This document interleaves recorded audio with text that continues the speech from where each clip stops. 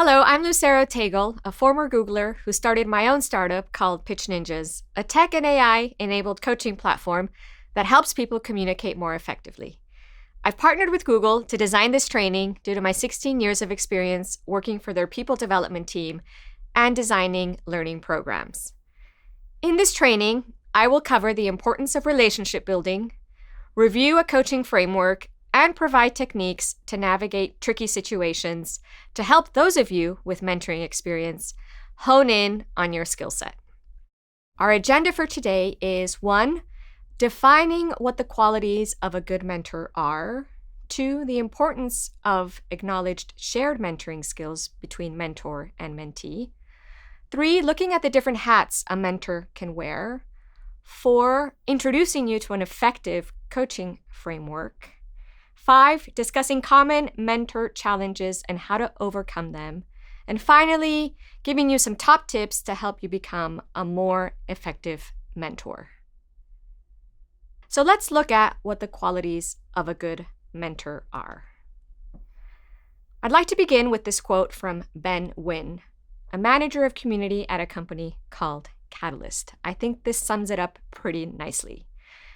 Mentors need to be great listeners, because they should be spending 80%, that's right, 80% of their time listening and 10% of their time asking questions to probe deeper into important topics. The other 10% of their time should be spent on offering advice, if applicable. They need to be patient because often the mentee needs to spend time talking through their challenges and potential solutions. So what are the qualities of a good mentor? Let's begin with active listening.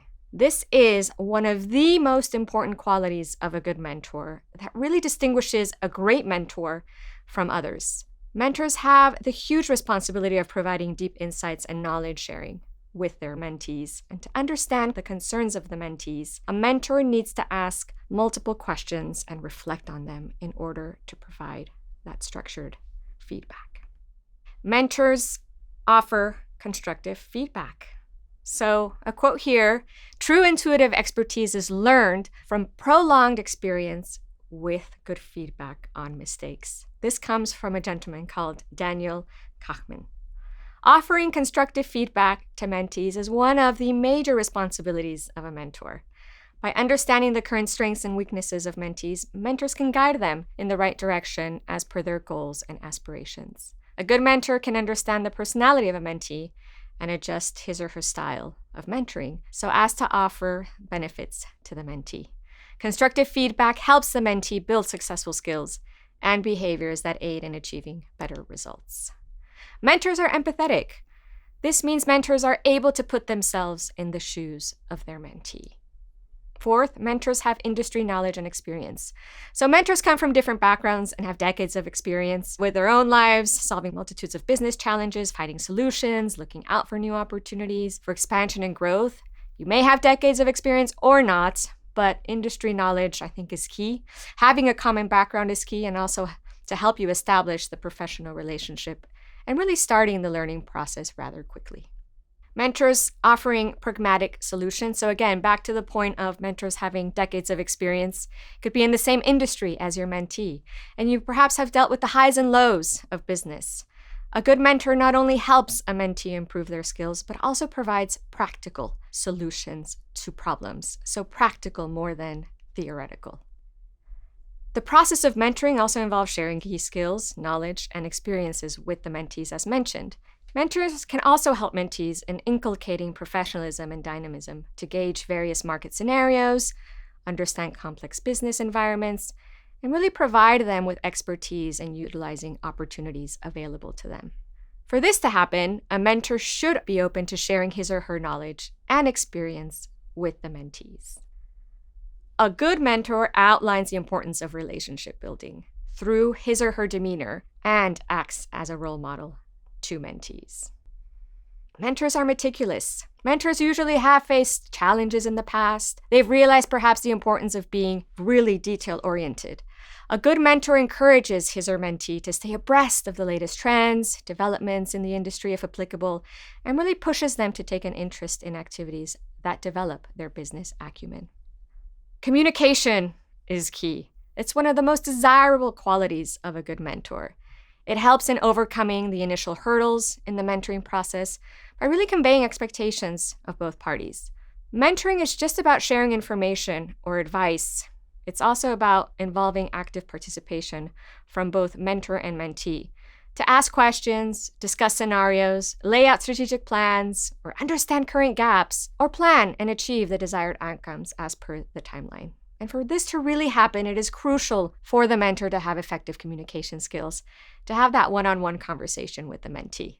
Effective communication means having the ability to interpret, evaluate, and react to both verbal and nonverbal cues from the mentee. A mentor with good communication skills is more approachable and is more likely to deliver results. By taking into consideration the short-term and long-term goals of your mentee, a mentor can measure the success of the mentee and further offer them a learning path per their aspirations or desires. Mentors demonstrate respect. So, for example, not canceling last minute, being inclusive of the mentee's needs, and being respectful of time. And lastly, mentors value the opinions and initiatives of others. It's not about the mentor, it's about the mentee. So very much leaving your ego at the door. So let's look at the importance of acknowledged shared mentoring skills between the mentor and the mentee. So Linda Phillips-Jones, a licensed psychologist and researcher, has helped multiple organizations design and implement mentoring programs. She came up with this shared skills model for both the mentor and mentee, which I think is important to highlight. If we look at the left-hand side, these are the skills you want your mentee to bring to the table. Things like showing initiative, following through, and managing the relationship. On the right-hand side, these are the skills you will hopefully bring to the relationship. Things like your capability, your motivation, how inspiring you are, perhaps opening doors within your network, and providing constructive feedback, which is the number one skill I hear from mentees that is most beneficial to them and where they rate their mentors the highest when it comes to feedback. In the middle, you have shared skills, where both mentees and mentors come together. These are listening with intent, building trust, encouraging each other, and setting goals together. So let's take a moment to look at the different hats a mentor can wear. And I like to call this the fluid spectrum of support. So in this slide, you see 3 different areas. So what makes a quality mentor is the combination of their experiences, but more importantly, their willingness to share their insights and invest their time in developing the mentee.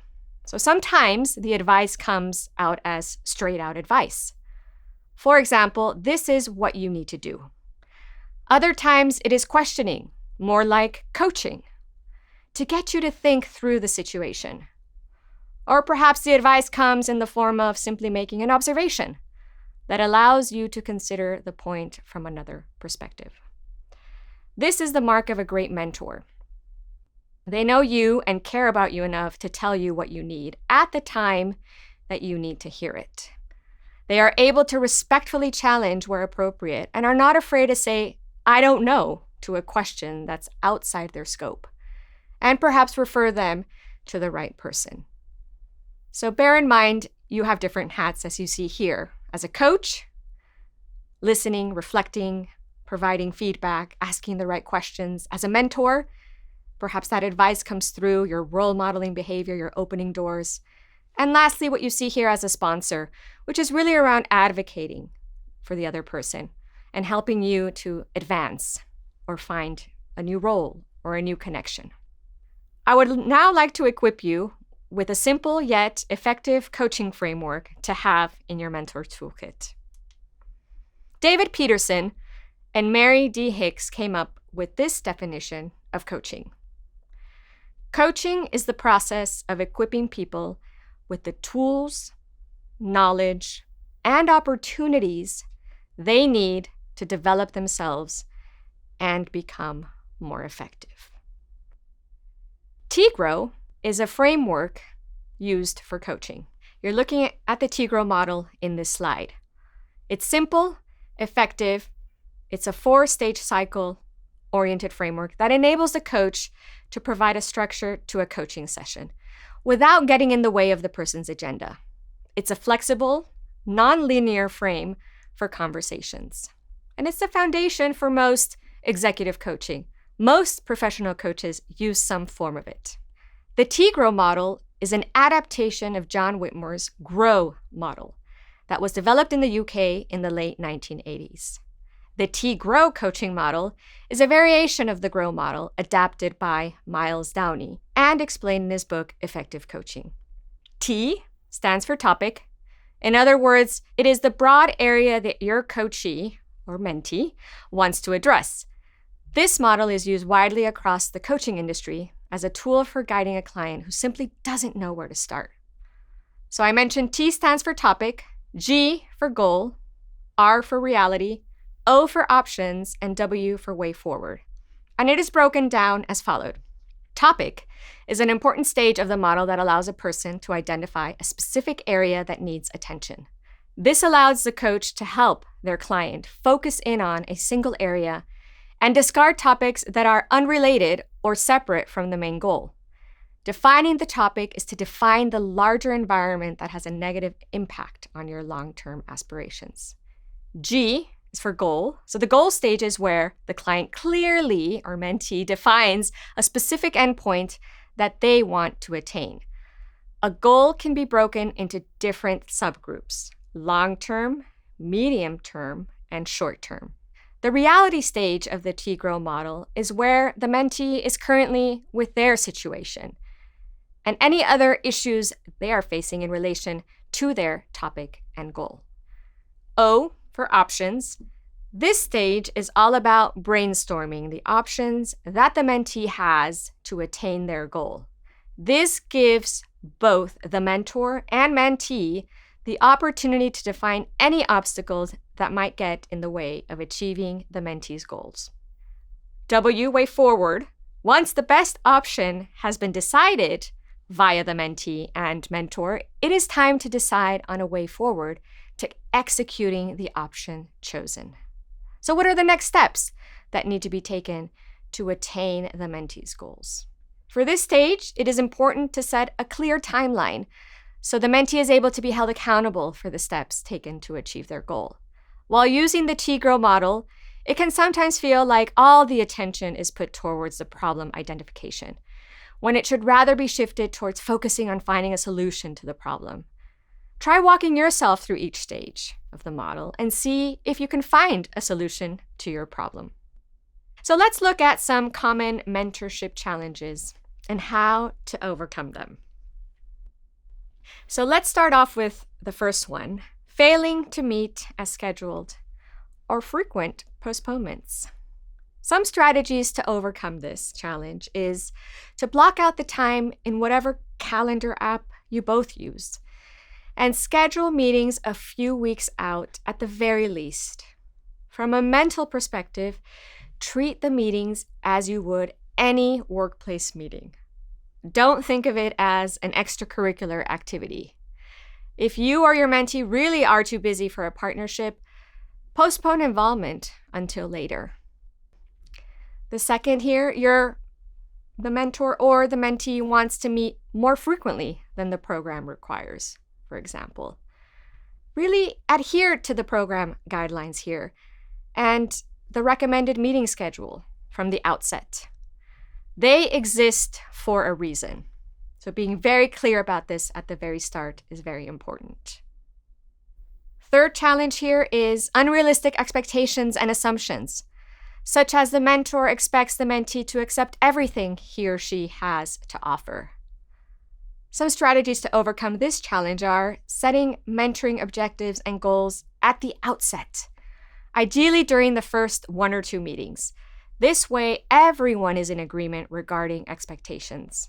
And again, when in doubt, or if you're encountering resistance or resentment on the other side, consult your mentoring program managers. But I cannot stress enough how important it is to set these expectations from the very start. The fourth point here is overdependence on the mentor or mentee. Some strategies to overcome this challenge are having effective, dedicated mentors can sometimes easily get burned out by working harder on the mentee's issues, on their lives, than the mentee's actually working on this. So very much troubleshooting this, sharing your reactions and decision-making, and preparing to end the formal part of your relationship if need be. Mentors must keep their egos in check and remind themselves that the relationship is about the mentee, not the mentor. Mentees need to remind themselves that they are the ones who need to do the heavy lifting. They need to make their own decisions and remember that their mentors are merely a source of support and feedback. The next point here is around ineffective mentoring pairs. So some strategies to overcome this challenge, if you're faced with this situation, is one or both parties should speak to the mentoring program managers as soon as possible. So make sure it is voiced at the start rather than at the end or in the middle. The mentee is stuck. So when a mentee is stuck or feeling despondent, you could ask them to recall a situation in which they felt successful or proud of an achievement. Then help the mentee to identify the factors which contributed to that achievement and feeling of well-being. Finally, explore how some of those factors might be brought into play in the current situation. The mentor dictates actions rather than sharing experiences is another common challenge. And some ways to overcome this are illustrating options by using your own experience or putting a positive spin on criticism helps deliver the message in a non-threatening way. It's non-threatening and non-judgmental. So by illustrating what you did in a similar situation, the mentee is able to decide themselves their approach to that particular situation. Lastly, not ending the relationship appropriately. It is important to have formal ending closure in formal mentoring partnerships. Prepare for departure date in advance. For example, we only have 3 more months in our formal mentoring partnership. What else do we need to accomplish? When departure is near, discuss several items. What you have accomplished, what this experience has meant to the both of you, what and whom your mentee needs next to continue developing, what each of you would like next for this relationship. Regarding what is next, both of you might choose to continue the formal arrangement. See if your program allows it. Change to informal mentoring. Discuss your expectations. Continue with a friendship. This might be difficult or easy to implement. Or celebrate, express appreciation, and part company with no future contact plans. So let's take a look at the most common mistakes that mentors make. Mistake number 1, the mentor talks too much. More if you get energy from people, if you're that extrovert, remember to listen. We spend about 70 to 80% of our day communicating, and 55% of that time is dedicated to listening. 2, the mentor tells the mentee what they should do. In this instance, put your coach hat on. Be patient. Let them get to their own answers. And if appropriate, provide advice. Remember the different hats you can wear as a mentor. Mistake number 3, the mentor gives too much of their time. Make sure you establish boundaries for yourself from the get-go. This is extremely important as we sometimes tend to overcommit. 4th, the mentor lets their ego take center stage. So remember, this is about the mentee. So stop, leave your ego at the door, and be fully focused on the mentee. So I'd like to leave you with some top tips. So things to keep in mind. First point here is follow the mentee. Clarify when the topic changes, for example. You can say, I'm noticing you have a lot of energy to discuss X. Would it be helpful to dive into that today? Ask permission. ask about taking the conversation somewhere potentially uncomfortable or different. For example, you can say, "May I share an observation?" Be a mirror. Reflect back, summarize, or paraphrase what you have heard the mentee say. Don't judge, lead, or solve. Trust the mentee to solve the problem. Focus on the future, big or small. For example, what's possible? What will be your next step? And have the courage to challenge. Share observations in service of the mentee's goal. Show empathy. So notice those emotions. You can say, "Wow, that's hard." Be responsible, show respect, and be ready. Go into the mentoring partnership with these 3 R's in mind. By going into your mentoring partnership with 3 R's, you'll get the relationship with your mentee off the right foot. Being responsible for the work you'll need to put in, respectful of your partner's time, and ready to do what's needed to make the partnership a success will keep everyone on the same page and moving forward together. So a few do's in terms of your mentoring. First, focus on the mentee's behavior rather than their character. Do listen carefully to the mentee. Again, thinking about active listening. Very important, respect the mentee's culture, their differences, and of course, privacy.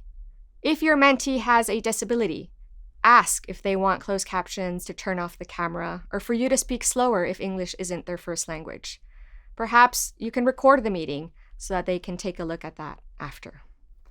Teach through example. Keep the relationship professional.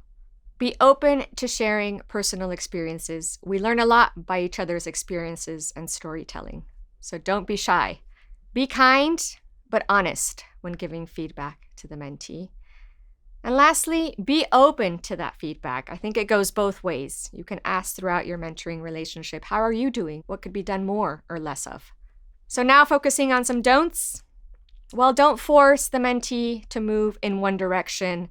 Again, thinking about it's not your agenda, it's the mentee's agenda. Don't be overly critical. Also, don't pretend to be perfect. Sometimes mentors get a feeling that everything is riding on them, that they are the experts, and it doesn't necessarily need to be this way. You both learn from each other. Don't take the role lightly. Again, thinking about adhering to your meetings. This is very important for the mentee, so respecting that. Don't judge the mentee. Again, being respectful of their backgrounds, their own experiences, and the way they interact. Don't talk unnecessarily or too much. Again, thinking about how you interact. If you are more talkative or you listen more, just bearing that in mind. Remember the 80% rule and the 10% at the start of this training. And lastly, very important, don't make promises that cannot be kept. A lot of times mentors may go off and say they're going to connect so-and-so to the mentee or open doors, and the mentee is waiting for that, and then that never happens. Or they're going to give them this or that. So just be conscious. Don't promise what you can't deliver. So a couple things in terms of not forgetting. So leveraging your network, thinking about who's in your network and how you can connect the mentee to those individuals if appropriate. For you, continuing to learn and upskill. So this is a great opportunity as we are enhancing your skill set. So continuing that learning journey. Asking other mentors for help when faced with challenging situations. So who in your network is also a mentor, has been there, done that, or has faced a certain challenge, and you can get some feedback on that, and mentoring yourself. Look for mentoring opportunities. So looking for programs that offering mentoring opportunities, or perhaps you go off and mentor someone outside of a program. So continuing to upskill. I think making time is very important. So we're all very busy. So be conscious of the time that you can spare, the time that you can spend on these relationships once a month, twice a year, however it may be. So really taking a deep look at that. And contracting, I think this is very important. So by this, I mean signing a mentoring agreement, which perhaps your program managers may provide. Gathering feedback throughout the mentor process, very key. And you could do this verbally. How am I doing? How are things? The program, if you're involved in that, may do that for you at the very end. So with a mentoring agreement, things that you could cover are: what's your understanding of mentoring? What do you want to achieve? What are the expectations we have of each other? The commitment level, how often and when and where you'll meet is very important. Beyond face-to-face meetings, other ways you'll communicate with each other, and how often. Are there any limits or constraints that will affect your interaction? So these are time constraints, travel constraints, how you'll handle these. How does the mentee prefer to receive positive or constructive feedback from the mentor? It's a great opportunity to ask, direct, or the sandwich approach, which is positive, constructive, and positive, or more privately. So these are things that could be shared at the very start. And also confidentiality, which I can't stress enough. And so having that confidentiality between you, that nothing gets discussed outside of the walls of your mentoring relationship. You can also discuss challenges that you're likely to face and what you can do to prevent or manage these. And remember that mentoring can take different forms, so do bear that in mind.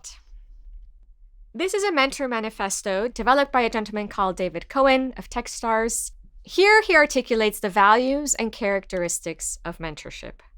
He ran Techstars for 6 years and watched batches of companies interact with hundreds of mentors. In that time, he witnessed thousands of mentor interactions, from some of the best to some of the not so great. Here's what he says mentees can and should demand from their mentors. And here's what mentors should consider if they want to build effective relationships with the mentees they're working with. Be Socratic. For example, ask, what do you mean when you say that? How could you explain that point further? And can you provide an example? Expect nothing in return. You may be delighted with what you get back. Be authentic. Practice what you preach. Be direct. Tell the truth, however hard. Listen. The best mentor relationships eventually become two-way. Be responsive. Adopt at least one company, one mentee every single year if you can. The more, the better. Experience counts. Clearly separate opinion from fact. Hold information in confidence. So back to confidentiality. Clearly commit to your mentee or do not. Either is fine.